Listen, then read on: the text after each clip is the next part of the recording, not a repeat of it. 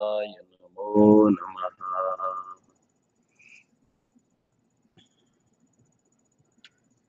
Reading from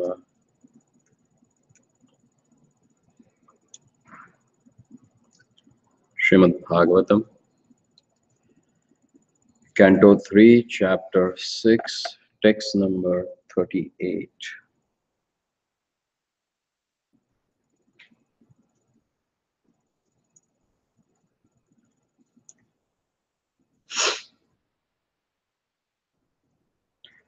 Atmano avasito vatsa mahima kavinadina samvatsarena sahasrante dhiya yoga vipakvaya.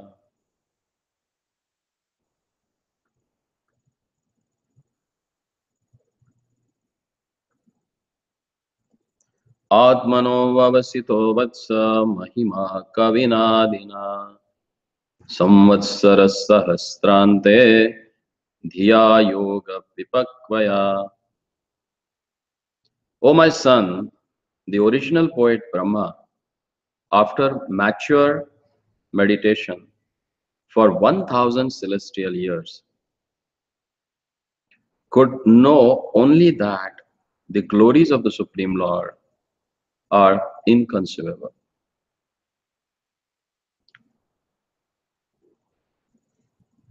There are some froggish philosophers who want to know the Supreme Soul by means of philosophy and mental speculation.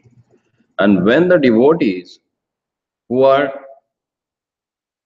to some extent in a knowledge of the Supreme Lord admit that the glories of the Lord are inestimable or inconceivable, the froggish philosopher adversely criticizes them. These philosophers, like the frog in the well who tried to estimate the measurement of the Pacific Ocean, like to take trouble over fruitless mental speculation instead of taking instruction from devotees like the original poet, namely Brahma. Lord Brahma underwent a severe type of a meditation for 1000 celestial years. Yet, he said that the glories of the Lord are inconceivable. Therefore, what can the froggish philosophers hope to gain from their mental speculations? It is said in the Brahma Samhita that the mental speculator may fly through the sky of speculation with the velocity of the mind or the wind for thousands of millions of years, and still he will find it is inconceivable. The devotees, however, do not waste time in such a vain searching after knowledge of the Supreme, but they submissively hear the glories of the Lord from bona fide devotees. Thus, they transcendently enjoys the process of hearing and chanting. The Lord approves of the devotional activities of the devotees or Mahatmas, and he says, Mahatmanas tumam partha devim prakritim ashrita bhajanti ananya manaso jnatva bhutadim avyayam satatam kirtayanto mam yatantasya dhrudavratah namasantansya mam bhaktya nityayukta upasate. The pure devotees of the Lord take shelter of the Parash Prakriti, the internal potency of the Lord, called Lakshmi Devi, Sita Devi, Srimati Radharani, or Srimati Rukmini Devi. And thus they become actually Mahatmas, or great souls. Mahatmas are not found in indulging in a mental speculation, but they actually take to the devotional service of the Lord without the slightest deviation. Devotional service is manifested by the primary process of hearing and chanting about the activities of Lord. This transcendental method, practiced by the Mahatmas, gives them sufficient knowledge of the Lord because If the Lord can at all be known to some extent, it is only through the means of devotional service and no other way. One may go on speculating and waste the valuable time of his human life, but that will not help anyone to enter into presence of the Lord. The Mahatmas, however, are not concerned with the knowing the Lord by mental speculation because they enjoy hearing about his glorious activities in his transcendental dealings with the devotees or with the demons. The devotees take pleasure in both and are happy in this life and the life after. Om Ajnanatimirandhasya Jnananjana Shalakaya Chakshurunmilitam Yena Tasmai Shri Gurave Namaha Sri Chaitanya Manavishtam Sthapitam Yena Bhutale Swayam Rupa Kadamayam Dadati Swapadandikam Vandeham Shri Guruho Shri Yuta Padakamalam Shri Guruna Vaishnavancha Shri Rupam Sagrajatam Sahagana Raghunatanvitam Tam Sajivam Sadvaitam Savadhutam Parijana Sahitam Krishna Chaitanya Devam Shri Radha Krishna Padan Sahagana Lalita Shri Vishakhanvitam Hare Krishna Krishna Krishna Hare Hare Hare Rama Rama Rama Hare Hare Atmano Avasito Vatsa Mahima Kavinad Adina Samvatsare Sahasrante Dhya Yoga Vipakvaya. O my son, the original poet Brahma, after mature meditation for 1000 celestial years, could know only that the glories of the Supreme Soul are inconceivable.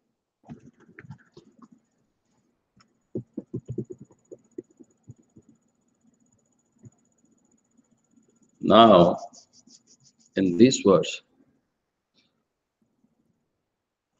Maitreya Rishi is explaining to Vidurji.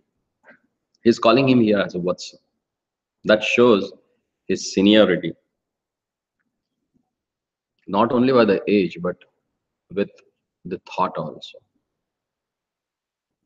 Because Maitreya Rishi was a contemporary of Srila Veda Vyasa, and he was a direct disciple of Parashar Rishi. Parashar Rishi is father of Veda Vyasa and great Rishi who has been considered as compiler and composer of many Vedic texts. He is considered as a Rishi for some few mantras. And his disciple is Maitreya Rishi. And Vidur, when he glorified him in previous chapters, he called him as a Agada Bodham. Agada Bodham means whose knowledge is not fathomable, who has a deep knowledge of Vedic text. Such a person, now he's explaining, look at the flight of Lord Brahma, who is considered as a Adi Kavi. The word Kavi means scholar or very much educated in a Vedic system. And among such a scholar, the topmost scholar is Brahmaji. He is considered the Adi, means the first and foremost scholar of Vedic text. So when he underwent the austerities of 1000 years of demigods, then he came to the conclusion that to understand or to fathom or to conceive the wonderful pastimes of the Lordship is very difficult. He says inconceivable. And there are some philosophers whom Prabhupada calls it here as a froggish philosopher. Why he is giving this example of a frog? Because generally, if you see frog, he's restricted himself to some particular area only. And Prabhupada gives one analogy in the other place. He says that once there was one frog from the ocean. He came to the well. And when he came to the well, there was another frog. And he asked him, from where you have come? Then that frog from the ocean, he told him that actually I came from the ocean. Then he said, how big is that ocean? And the ocean frog, he told him that it's very huge and unlimited. But still, this frog, who was staying in the well, whom we can call as a Kupamandu, this Kupamanduk started asking him, how big is it? Like this, like this, like this, like this, like this. Then he started jumping from one corner of the well to another. And he was asking this much. Then he said, no, it's not possible. So same way, this mental speculator are the people who are behind the impersonal realization of the God and who wanted to attain Brahmajyoti through the Jnana Yoga or by reading and accumulating all the Vedic knowledge. They are like these froggish philosophers. With their limited senses, whatever philosophy they have understood, they can't understand their lordship through that philosophy. As Lord himself says in Bhagavad Gita, na jnani na tapasaya na dhani na karmaha. You can't understand their lordship by yajna, dana, tapa, karma. Then how to understand their lordship?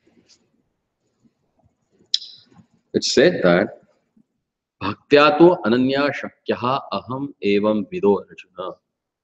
Not by the jnana, not by the yajna, not by the other methods or karma kanda that you can accept in your life and you can understand their lordship. Lord clearly says here that bhaktyamam abhijanati yavan yachasmi tattvata. If you wanted to know me tattvataha as it is, then you should render devotional service to me. And that's the essence of all Vedic scripture.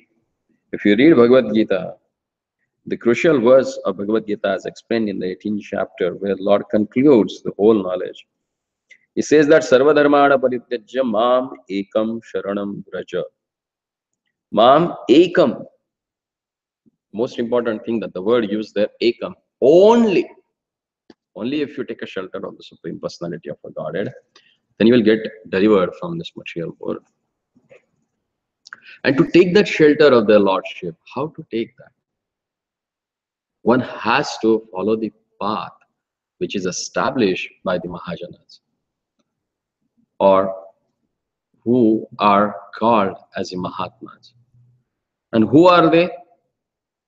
Prabhupada writes here, he quotes it from the 9th chapter of Bhagavad Gita, text 13 and 14. He says, Mahatmanastu mam partha daivim prakritim ashritaha bhajanyam ananya manaso nyatva bhutadim abhyam.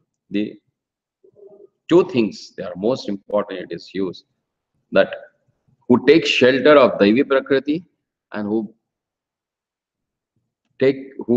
serves the Lord with Ananya Manasaha. Ananya Manasa means without deviating his mind to anything else.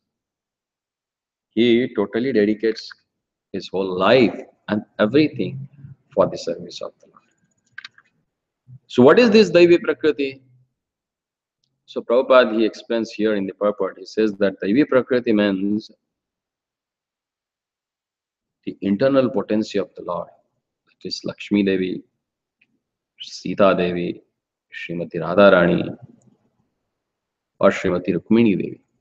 If someone takes shelter of them, by their blessing, it's possible for us to know their Lordship.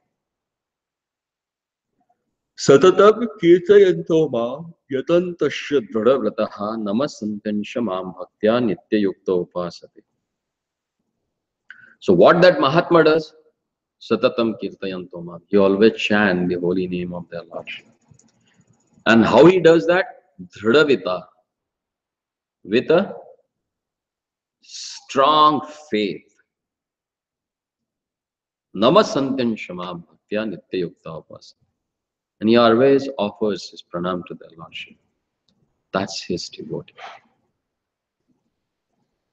So, even Brahmaji, who performed 1000 celestial years, actually our 1 year means 1 day of demigods. And such a 1000 years of demigods, Brahmaji performed austerities. And ultimately what he came to know, that it is inconceivable to understand their Lordship through knowledge.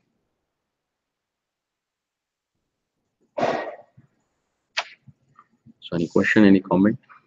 So how exactly practically do we take shelter of the internal bodies?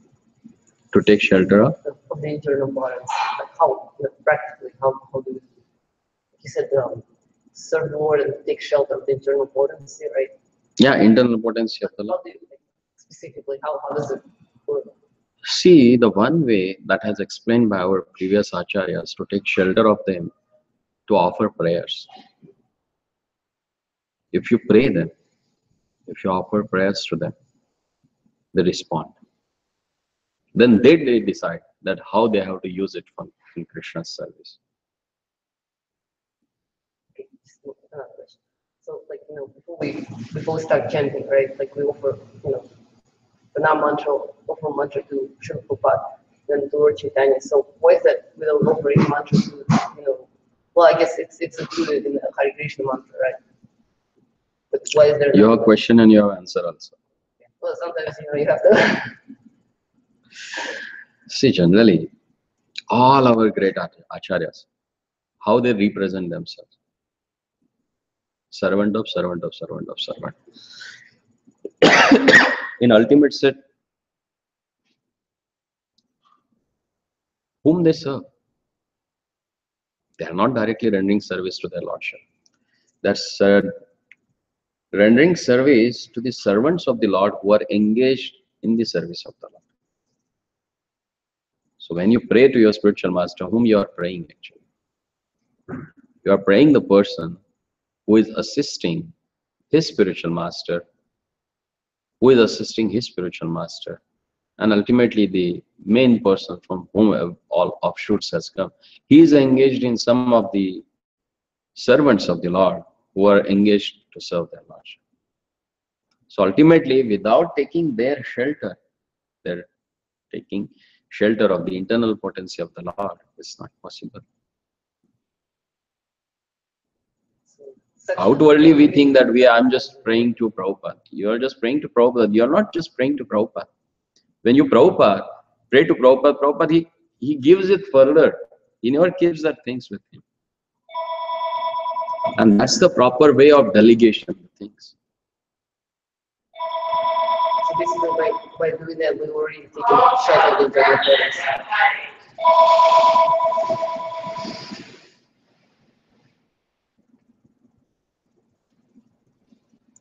Vande Guru Parampara. Why we say that? In real sense, Narada Bhakti Sutra says, who are the real gurus? Gopikas. Parampara, they all like manjaris, right? Ah. So manjaris are the servants, Yes. of the gopis, Yeah. right?